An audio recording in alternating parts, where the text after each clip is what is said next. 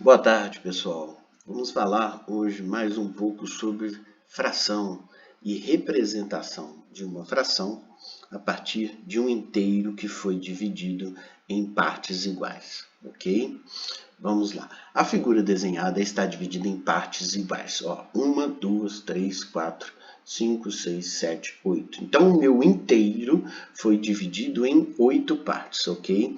O número decimal que representa, ó, que corresponde à fração que representa o quanto a parte sombreada representa da figura inteira é. Então, ele quer falar sobre a parte sombreada. Então, nós vamos escrever aqui a fração que representa a parte sombreada. Depois a gente pensa em como chegar nesses resultados aqui. A primeira coisa, então, seria escrever a tal fração. Tá bom, vamos lá. O nosso inteiro foi dividido em 1, 2, 3, 4, 5, 6, 7, 8. Então, o denominador é 8. Quantas partes eu colori do meu inteiro? Quantas partes eu peguei do meu inteiro? 1, 2, 3, 4, 5, 6. Então, eu peguei 6 partes do meu inteiro. Então, essa fração 6 sobre 8 representa essa parte colorida.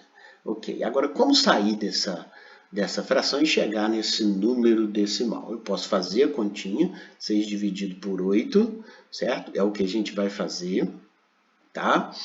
E depois marcar a opção correta. Só que antes disso, eu vou aproveitar e falar um pouco sobre frações equivalentes. Nós vamos fazer aqui a continha na terceira tela, mas na segunda tela nós vamos usar um outro processo para sair dessa fração e chegar no resultado que ele quer. Olha só. Primeiramente, essa fração 6 sobre 8, ela pode ser modificada. O que eu posso fazer com essa fração 6 sobre 8? Dividir ao mesmo tempo em cima e embaixo, ou seja, o numerador e o denominador por 2, pois todos esses dois números são múltiplos de 2. Então, 6 dividido por 2, quanto que eu vou ter? 3. Eu vou ter 8 dividido por 2, 4. Essa fração é equivalente a essa fração. Foi o que nós vimos no vídeo da semana passada, frações equivalentes.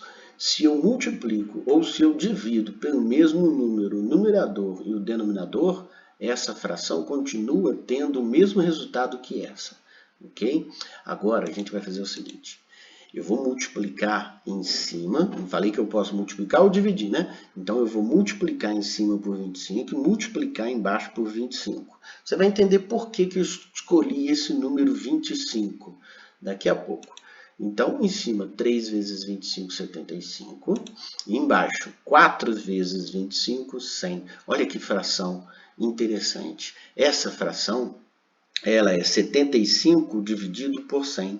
Isso aqui pode ser interpretado como 75%, que a gente vai aprender ainda, certo?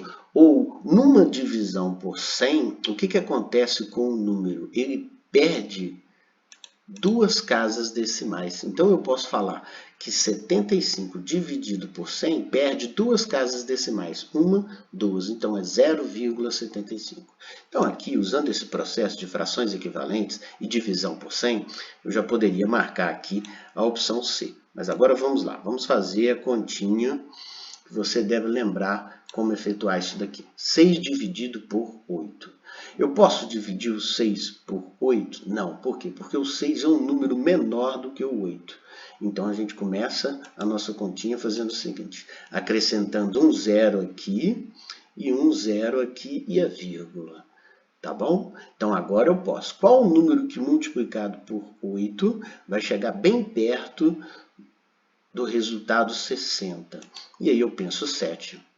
7 vezes 8 dá 56. Então, eu vou fazer agora 60 menos 56.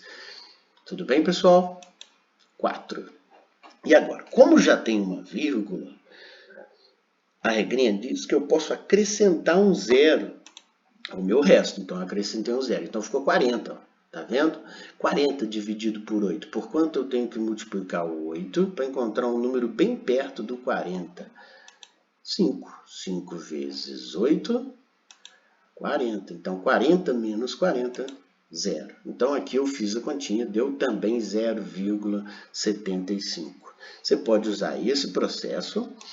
Nesse caso, a nossa fração, ela nos favorece e eu consegui chegar numa fração com o denominador 100. Isso é muito importante, né?